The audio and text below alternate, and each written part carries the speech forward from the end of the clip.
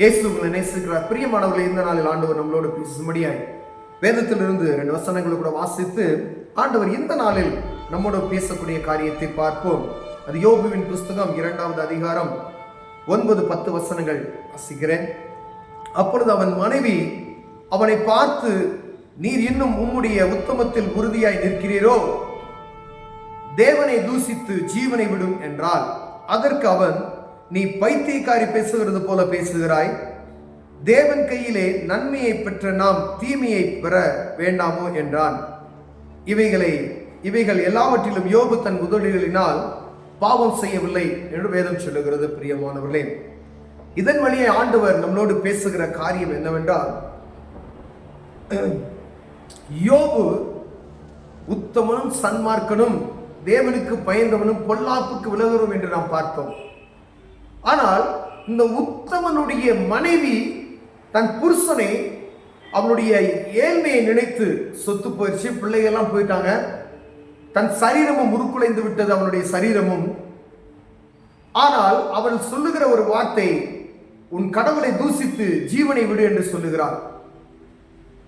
அந்த நிலைமையிலும் யோபு என்ன சொல்லுகிறார்னா, நீ பைத்தியக்காரி பேசுகிறது போல பொறுமையா நிதானமா பேசுகிற அந்த சூழ்நிலையை நம்ம எழுதி வைத்திருக்கிறது. பிரியமானவர்களே, ஆண்டவர்கிட்ட நன்மையை பெற்றுக்கொண்ட நாம் தீமையை பெற வேண்டாமா? எவ்வளவு ஒரு மனப்பக்குவப்பட்டு இருக்காரு பாருங்களேன்.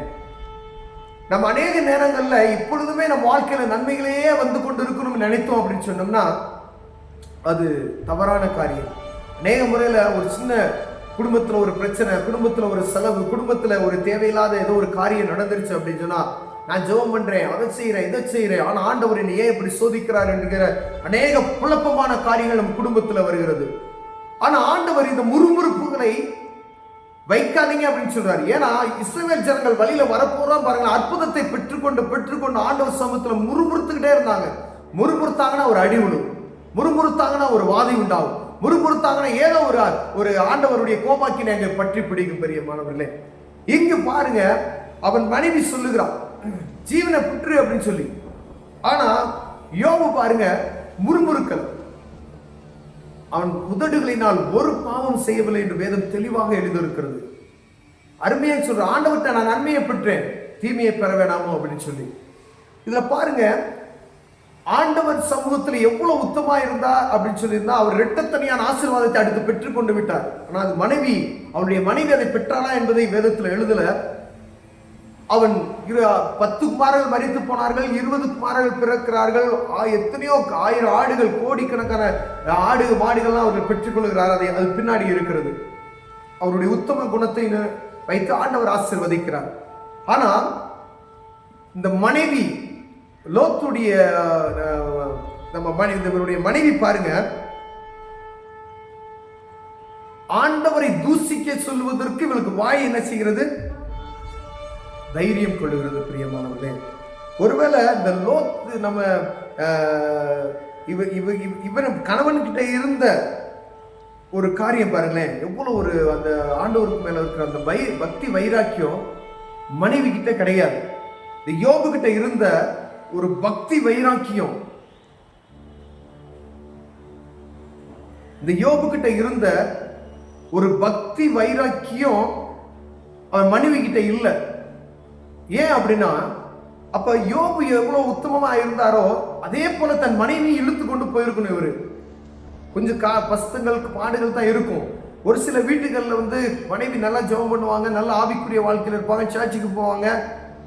அவங்க தான் மட்டும் போகாதபடி தன் கணவனுக்கும் இந்த ஆவிக்குரிய வாழ்க்கையில இழுத்து கொண்டு போவதற்கு ஆண்டவர் உங்களோடு பேசுகிறார். அதே போல அநேக இடத்துல கணவன்மார் ஆவிக்குரிய வாழ்க்கையில இருப்பாங்க, மனைவிமார்கள் என்ன செய்வாங்க, உலகப்புறமான காரியத்திலே இருப்பாங்க. அப்படிப்பட்ட வீட்டுகள்ல கணவன்மார்கள் தன் மனைவிக்கு ஆவிக்குரிய வாழ்க்கையில சரிக்கிசமா நடத்தி அவங்கள கஷ்டத்தோடு கஷ்டமா இழுத்து கொண்டு போகிறதுக்கு ஆண்டவர் உங்களோடு என்னோடு பேசுகிறார். பிரியமானவர், ஏன் அப்படின்னு சொன்னா, ஒரு நிமிஷத்தில் ஆண்டவரை தூசிக்கிறதுக்கு இவர்களுடைய வாய் பெருகுகிறதை நாம் பார்க்க முடிகிறது. எளிமையா சொல்லிட்டார், மேன்மையான தேவன், வானத்தையும் பூமி உண்டாக்கின சர்வ வல்லமையுள்ள தேவன், அவர் கையில ஆசீர்வாதத்தை வாங்கி சுகபோகமா வாழ்ந்தவள் இவளும் தான். ஆனா ஒரு நிமிஷத்துல புருஷனை நீ செத்துப்போ அப்படின்றான், உன் கடவுளை தூசித்து நீ செத்துப்போ அப்படின்ற. அப்ப எதுக்கு இவன் மனைவி அங்க வந்தானே தெரியல. அப்ப இதை கேட்டுக்கொண்டு இருக்கிற அன்பு கணவன்மார்கள், மனைவிமார்கள், ஒவ்வொரு சகோதரிமார்களும் தன் கணவன் செய்கிற அந்த வழியில ஆண்டவரை ஆராதிக்கிற கர்த்தரை நீங்கள் அறிந்து கொள்ளணும். அவர் யார் என்பதை நீங்கள் அறிந்து கொள்ளணும். அந்த ஆண்டவருடைய மகிமையை நீங்கள் புரிந்து கொள்ளணும்.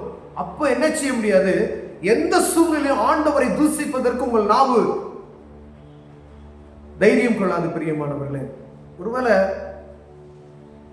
யோபுடைய மனைவியை போல நாம் இருந்து விடாதபடிக்கு உங்களோட ஆண்டவர் பேசுகிறார். யோபனுடைய உத்தமம் போல நீங்க நடக்கணும். யோபனுடைய மனைவி ஒருவேளை சரியா வழி நடத்தாம விட்டுட்டாரு அப்படின்னு சொல்லி நினைச்சுக்கீங்களேன். ஒருவேளை நாம யோபனுடைய மனைவியை வழி நடத்தாதது போல நம்முடைய மனைவிமார்களை சரியான முறையில் வழி நடத்தாம விட்டுறக்கூடாது. இந்த ஆண்டவர் அவங்களுக்கு சொல்லிக் கொடுக்கணும். பிள்ளைகளுக்கு எப்படி சொல்லிக் கொடுக்கணும் இருக்கோ தன் மனைவிக்கும் சொல்லிக் கொடுக்கணும். அவன் பார்த்திருப்பா, ஆனா அவன் ஒரு நிமிஷத்துல தூசிக்கிறான். அதுக்கப்புறம் இருக்கக்கூடிய ஆசீர்வாதமான அதுல பெற்றுக்கொண்டாலா என்பதை நாம் பார்க்கணும். அப்ப ஆண்டவர் உங்களோடு பேசுகிறார். ஆண்டவர்கிட்ட அற்புதத்தை பெற்றுக்கொண்ட நாம் முறுமுறுக்காதபடிக்கு, சில நேரங்கள்ல சில கஷ்டங்கள் வரும். அந்த கஷ்டங்களை ஆண்டவரை அனுமதிக்கிறார் என்று இங்க ஆண்டவர் தான் அனுமதிக்கிறார். யோபுவை சோதிக்கும்படியாய் ஆண்டவர் தான் அனுமதிக்கிறார். இப்ப ஆண்டவரை தூசிக்கிறார். ஆனா யோபுடைய வாயிலிருந்து ஒரு பாவம் வரல, உதட திறக்கல. அவர் கொடுத்தார், அவர் எடுத்தார். அவர்கிட்ட நான் நன்மையை பெற்றுக்கொண்டேன், தீமையை நான் அனுபவிக்க வேண்டாமோ, மனைவி ஓடி பைத்தியக்காரி அப்படின்னு சொல்ல. இவ்வளவு நம்ம இதுல குறைச்சல் உள்ளவர்களாய் காணப்பட்டோமானால் தெய்வ சமூகத்துல மனைவியை ஆவிக்குரிய வாழ்க்கையில சரியா நடத்துவோம், கணவனை ஆவிக்குரிய வாழ்க்கையில சரியா நடத்துவோம். எந்த காரணத்தை முறுமுறுக்காதபடி ஆண்டவர் சமூகத்தையே நோக்கி பார்ப்போம். அவர் அற்புதம் செய்ய வல்லமையுள்ளவராய் இருக்கிறாங்க. எந்த சூழ்நிலையும் அற்புதம் செய்ய ஆண்டவர் வல்லமையுள்ளவராய் இருக்கிறார். பெரியமானவர்களே, கண்களை மூடவும் சொல்லுங்க. அன்பின் தகப்பனே, ஆண்டவரே, யோபுவை போல உத்தமமாய் இருக்கணும் ஆண்டவரே. அதே போல யோபு மனைவி செய்தது போல எந்த சகோதரிமாரும் செய்யாதபடி ஆண்டவரை பற்றி கொள்கிற இருதயத்தை தாங்க ஆண்டவரே. முறுமுறுக்காதபடி, ஆண்டவரை உதாசனைப்படுத்தாதபடி, கணவனை உதாசனைப்படுத்தாதபடி கர்த்தர் காப்பீராக. இயேசுவின் நாமத்தில் பிதாவே, ஆமென்.